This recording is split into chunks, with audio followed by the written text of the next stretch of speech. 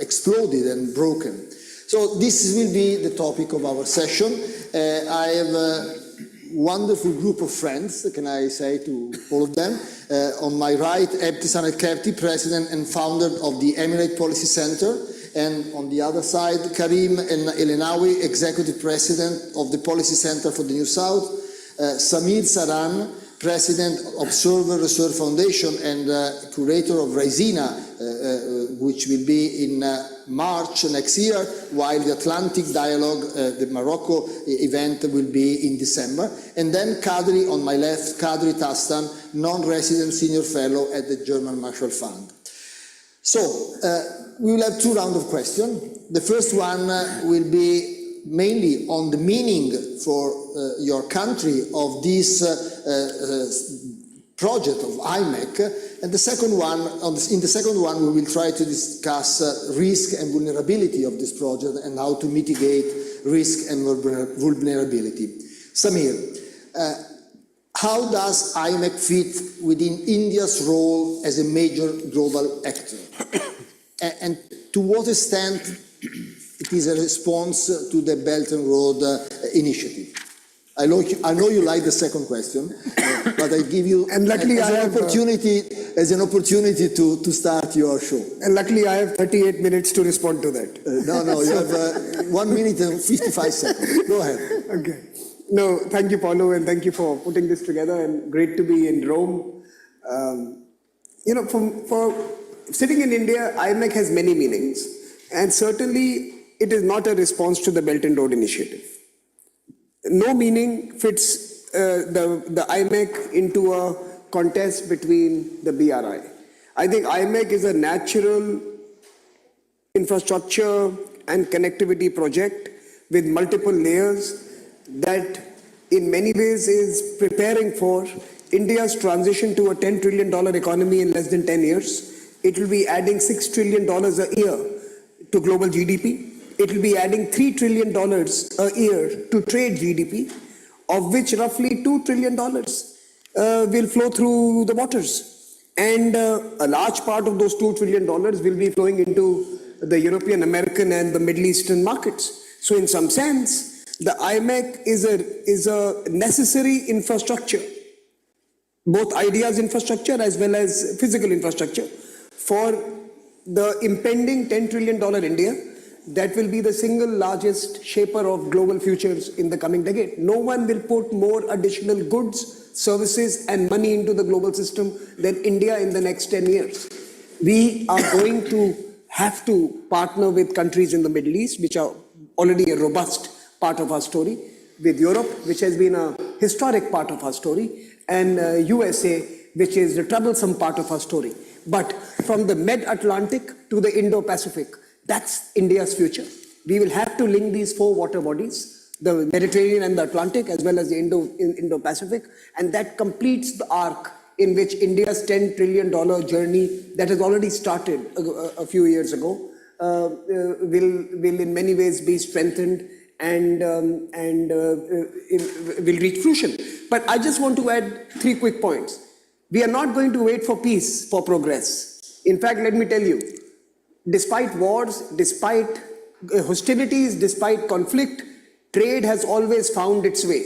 It is connectivity that has been found challenging. Let's invest in connectivity. The folks who want to trade will do the deals. They are not going to wait for peace. Show them the road and money will move. Show them the ports and goods will land. Show them the pipelines and data will flow. Trade does not wait for peace. Progress moves on in spite of everything else, because that's been the story of human evolution. By the way, I'm in no ways diminishing what is happening. I think we need resolution, we need peace, we need a ceasefire, we need a human approach to resolving it in a sustainable manner. But connectivity can help us with many other endeavors, and that is what we are trying to do. Let us connect each other. Let us build a framework that makes us proximate neighbors, having a common stake in peace and stability. You took 10 seconds more, but you already answered the second question, so because you went into the constraints. No, thank you very much, Samir. Ebtisam, the Emirates play a major role in as a world energy supplier. a vital travel and transport hub. Clearly, you are looking at this project as an important element of your strategy. Could you elaborate a little bit on how IMEC fits into the strategy of the Emirate to play a major role in global economic and politics? Thank you, Paolo. Paolo, this is one of the corridors Emirates is involving with. There are many corridors, and when Gaza war stopped that one, we moved to another, what we call a development corridor through Iraq and Turkey and others. So, but this one, as Samir said, this is, I look at it as each component of that played a complementary role for others. Some of competed countries, okay, can complete each other's in the roles. UAE has its vision in renewable energy, diversification of economy, being a hub of AI and cybersecurity, being a hub for logistics. UAE is having a leading role in logistics.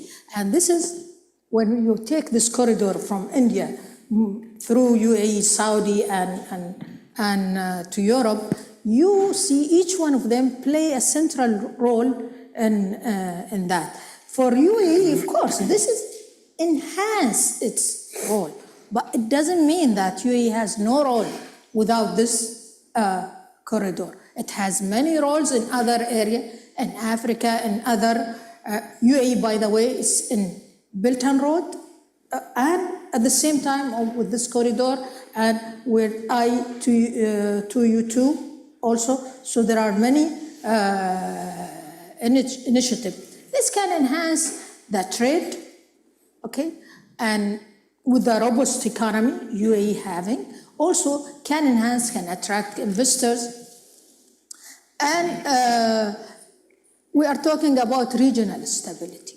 This means more cooperation between all of those to make the region stable, and all the speeches which is address the need for ceasefire in the region. This is really, if we want that corridor is moving forward, reaching to Europe. Thank you, Ebtisam. Kadri, Ebtisam mentioned the other corridor. She mentioned the Development Road Initiative, the one that goes through Iraq and Turkey, as something that the Emirates are looking after as well. Turkey is not into IMEC, and of course, in enhancing its role as a hub in the region, is supporting the other project, the Development Road Initiative. Is there any, let me use the word competition, but any kind of competition between the two projects, and which role is Turkey willing to play? Yeah, thank you very much. Can you hear me? Go on, let's see, because at the beginning... Can you hear me? Okay, great. Because I have the impression that... at the very beginning it doesn't work, to see if you're perfect. ready. It's working. Well, thank you very much, Paolo, and thanks again for inviting me. Well, I think I will come back to this development road corridor, development project, but let me first maybe focus on globally how Turkey looks at on these connectivity issues, okay? Let's be clear, this is a really old dream in Ankara, becoming an energy transit hub. So it's a really, really old dream and partially realized, unfortunately.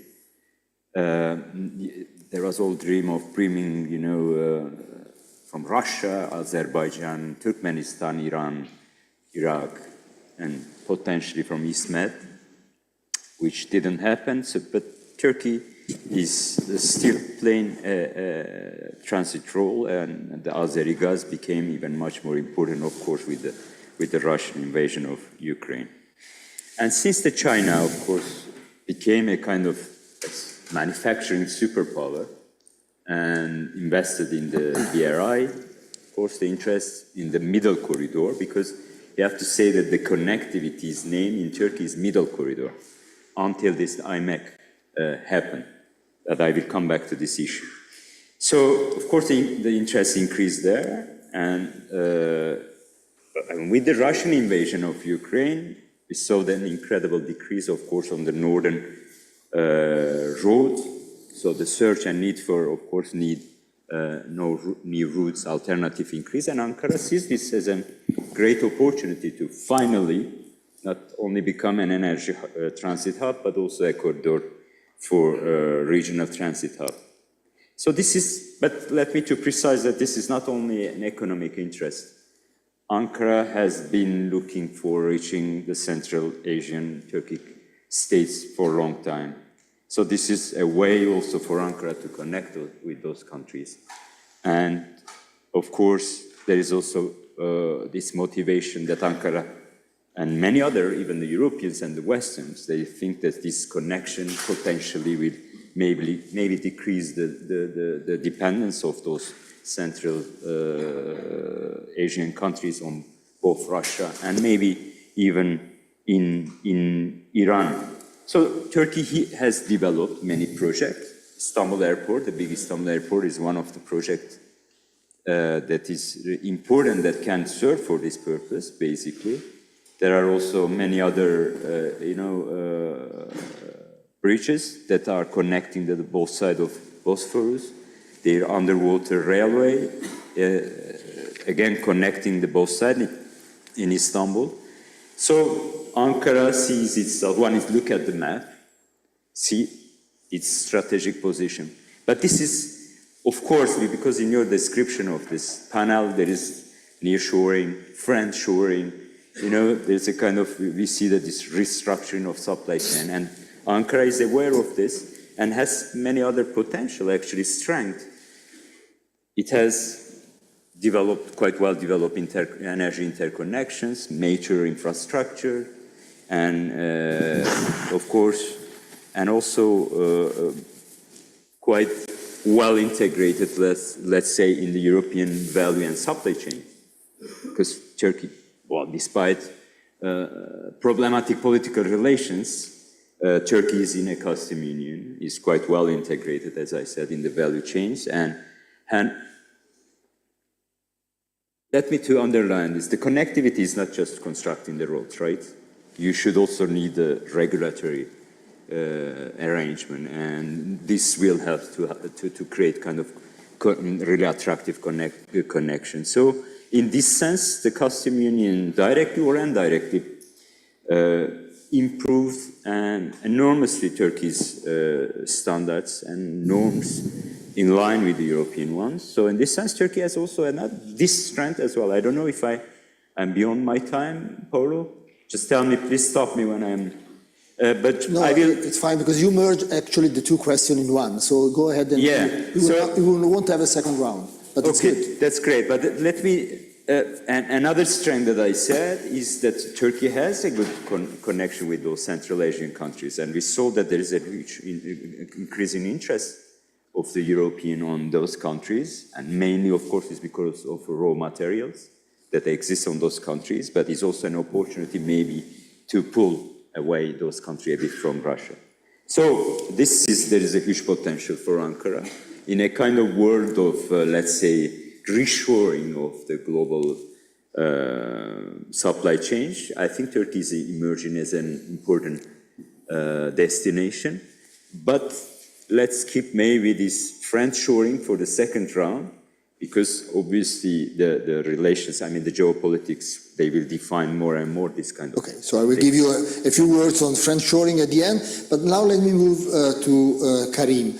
Karim, as mentioned, the Russia invasion of Ukraine on one side, and then the Red Sea crisis have shown, there was no need, but has shown even more that how North Africa integration into global value chains has become a vital priority to absorb geopolitical shocks. And of course, your country is leveraging its strategic position to become a major bridge between Europe and Sub-Saharan Africa. Can you summarize, can you describe the major project that Rabat has developed to this aim?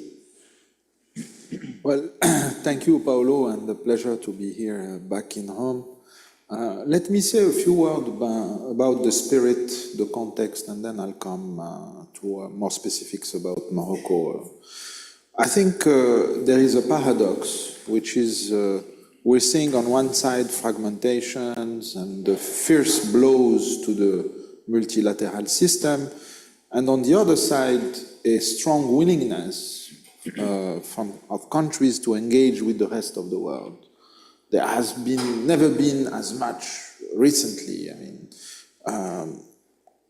trials and projects of integrating, of cooperation. So on one side you have the fragmentation, and the other side you have lots of excitement, particularly in the New South, to cooperate more and do things, and IMEC is part of that. It's an interesting sort of double movement. I think it has to do with the fact that policies in countries have already anticipated the fact that the globalization and the multilateral system, as we know it, particularly the WTO and other institutions of the like, will not be any more credible regulators. So it's a critical juncture, I would say. And the countries that are the incumbent, particularly Europe, which are sort of more destabilized than the New South by this change, because they were the main beneficiary of and the promoters, and also for moral high grounds, etc., are more destabilized than the New South. Italy is a particular case in point. The southern part of Europe are more comfortable with these new sort of spaces that are being created. There will be failures and there will be successes. IMEC, I don't know. What I can tell you is that countries need to organize themselves. And their ambitions, of course, but they need to be matched by policies. And you mentioned Morocco.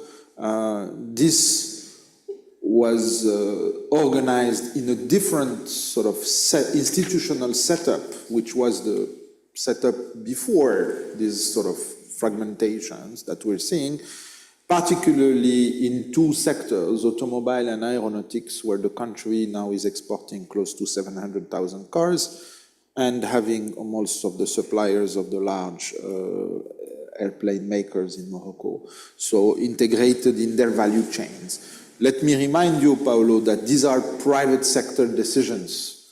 They are, of course, governments put in place the conditions, but they remain private sector conditions, private sector decisions. So whatever you do, your macroeconomic policy, the stability of your exchange rate, the rigor of your fiscal policy, the level playing field, the business environment will remain important factors for the capital to allocate itself and to enter those value chains.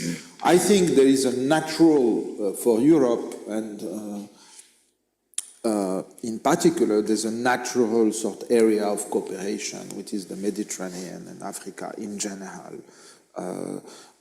And of course, IMEC gives it a sort of deeper strategic,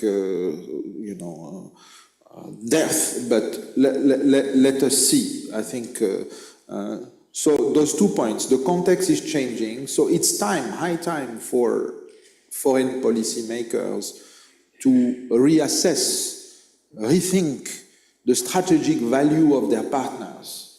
They have been reweighted because of this, let us call it, ongoing revolution in terms of, in a way, changing the world we were used to and the rules of engagement, etc. So I see this as a response, as an attempt of a response. It's a sort of fair of initiatives. There are so many initiatives. Everybody wants to be the hub of everybody. So we end up with just hubs, but hubs, and then let us see what they say. Hubs and spots, whatever. So I think policies, rigor, predictable government, reasonable government, the rule of law within countries will remain key parameters. Let us be careful not to throw the baby with the water. It is still, there is rationality in the allocation of private capital around the world, that it will remain. There is so much government can do. They can set infrastructure, but the policies, the soft component of these projects will remain fundamental. And I think the success you mentioned about Morocco has a lot to do with that, and particularly the fact, to be more specific, that we have 2 free trade agreements, one with Europe, so it works, as Samir mentioned, and one with the US. So those companies that are producing, integrating, and including Morocco as part of their value chains, are able to serve those markets, notwithstanding more than 55 bilateral and trade agreements with countries. We still have 10 minutes, and I will ask you to comment, trying to get a little bit more into a realistic view. Because, and I will start from what Karim said at the end. Okay, these are private sector projects first, and there are so many. The reality is there are so many. And they are, even if we say no, they are in some way competing. If we say that the Emirates want to be an hub, but also Turkey wants to be an hub, and Morocco can be an hub, and Italy wants to be an hub, everyone wants to be an hub. And clearly, when everyone wants to be an hub, you want to be an hub competing with someone else. And if the roads go one way, on the other way, you are a hub or you are not an hub. And also, India is an engine of growth, you mentioned, but China is still an engine of growth. And when you mention India as an engine of growth, you are competing with China as an engine of growth. So, how does this go back to the real world? So, in an ideal world, in the world of fully fledged globalization, we could have as many corridors as we wanted. If I may, Paolo, one word, I think nobody wants to be left out. So everybody is hedging and putting his eggs everywhere. So that's the spirit. And one way not to be left out is to promote or to support something else, something competing. So that's, I want to get your comment on this. Samir, let's start this way.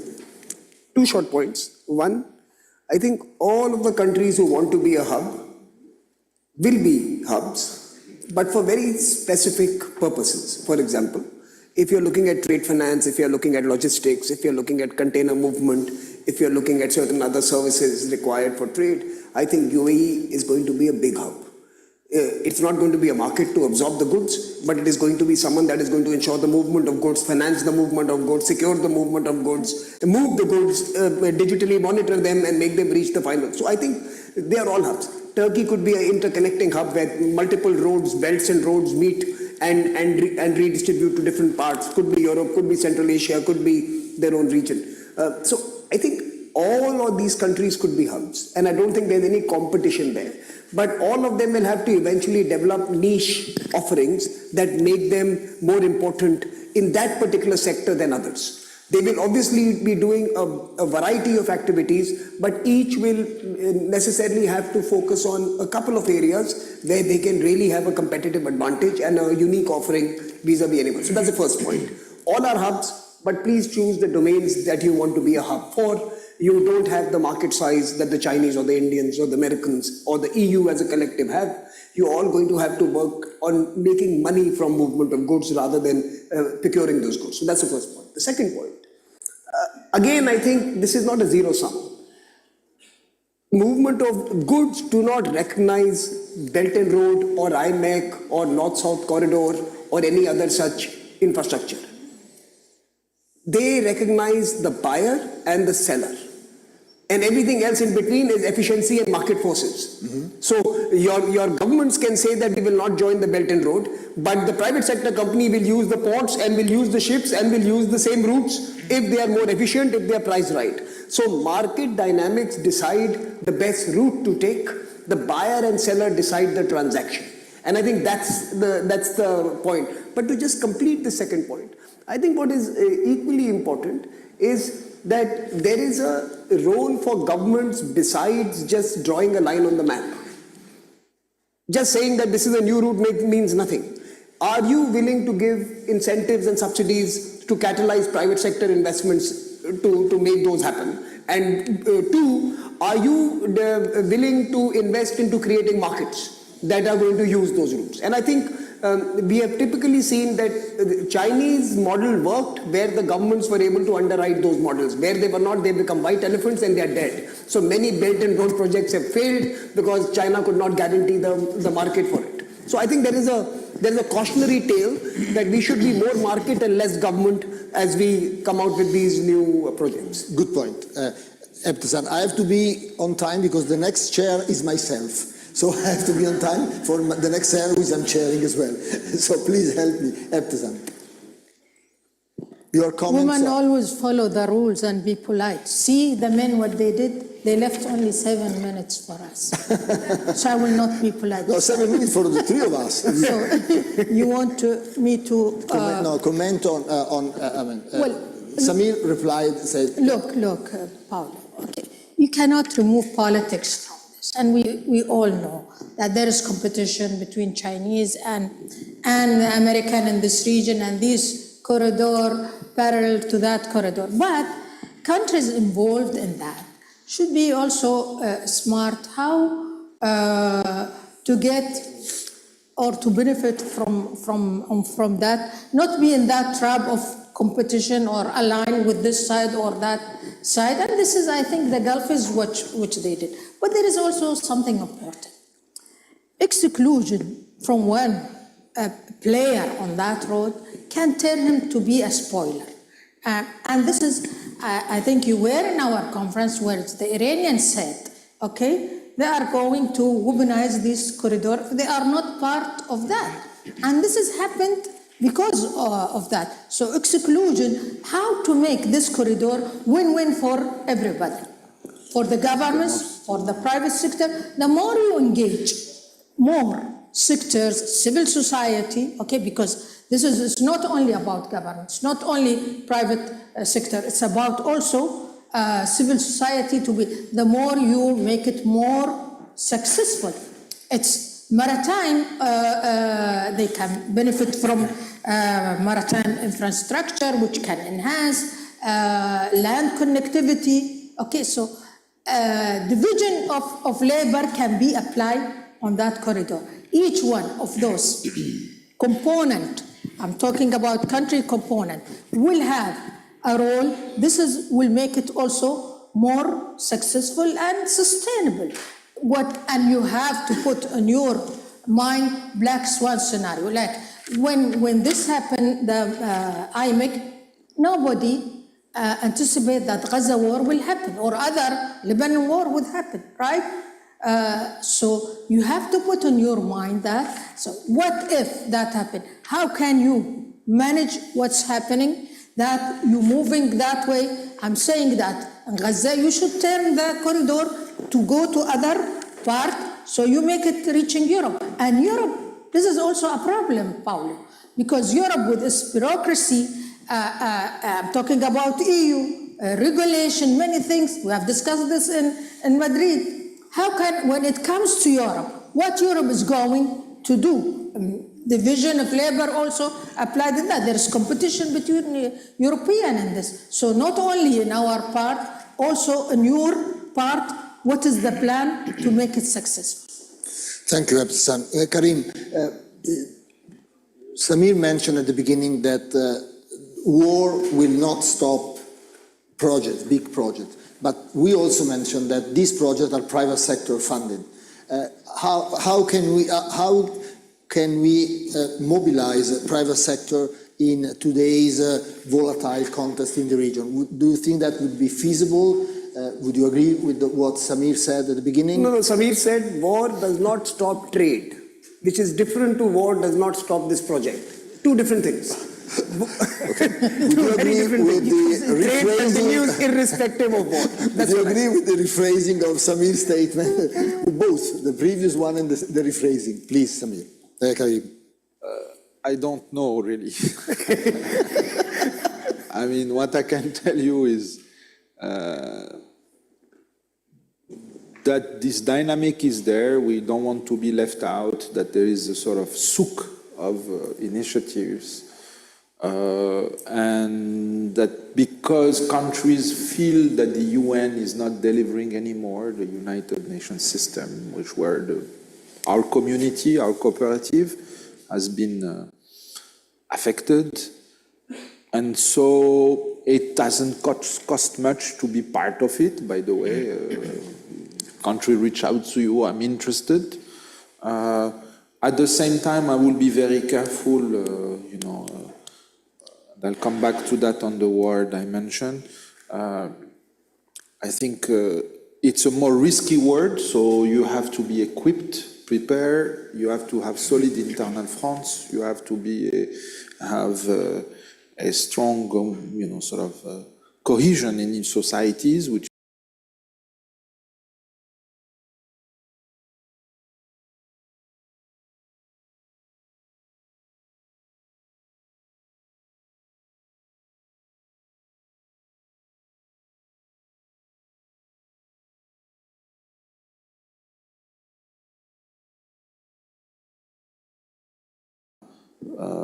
dealing with the wars, dealing with the, the peace and security, system that was so hard to build in the 20th century. We need this. So I don't think you can oppose those two. So it is something we need to take care of, something we need to nurture, and we have been negligent. You said this in English? We have neglected this system for many reasons. I will be very cautious and very careful, and I think this kind of initiatives will succeed if there is behind it shared values and things that go beyond just trade, I think. If it is to make a difference, otherwise, I don't think they will be sustainable. And I'll conclude on that, Paolo. This is also the shared challenges. We share all the same challenges, demography, climate, technology, our adjustment to this very sort of, more complex and fragmented world. So when we share a challenge, it gets us closer, I think. And but it has to be it has to have a moral sort of high ground behind it for it to be sustainable. And I think in many countries we have these preconditions, but it will need more work, it will need the patience, but it's needed and it can't be replaced. Thank you. Thank you. Kadri, you mentioned you wanted to add something on friendshoring, and because as Samir said, trade is going fast. You can take a bit more. Trade on a regional base is increasing as opposed to global trade. Correct. And these corridors which connect region, are not at all, are also within region, but connected three regions. So what's your comment on the impact of reshoring and friendshoring to this big project of bridges? I have 12 seconds. I have to. No, you can have before. 20. I will talk to the next chair to give you 15 seconds more. Go ahead. Thanks. Well, let's be honest. Those are not only geo-economic projects. They are also geopolitical projects, right? So, in this sense, I think this frustration, this feeling of being bypassed or marginalized or not taking into account all these kind of projects, especially, and I was invited to talk about why Turkey criticized IMEC and why, and all these are related, friendship, friendshoring, the perception, and obviously even for the private capital, finally at the European level, given, for example, global gateway. The political direction is important. I mean, the Commission and the European member state, they will give a direction, and the European financial institution, they will follow, and the private sector will probably follow. We are not anymore in a world that the private capital is deciding to where to go. That's how I will end here. Please join me in thanking our speaker in this panel. Thank you very much. And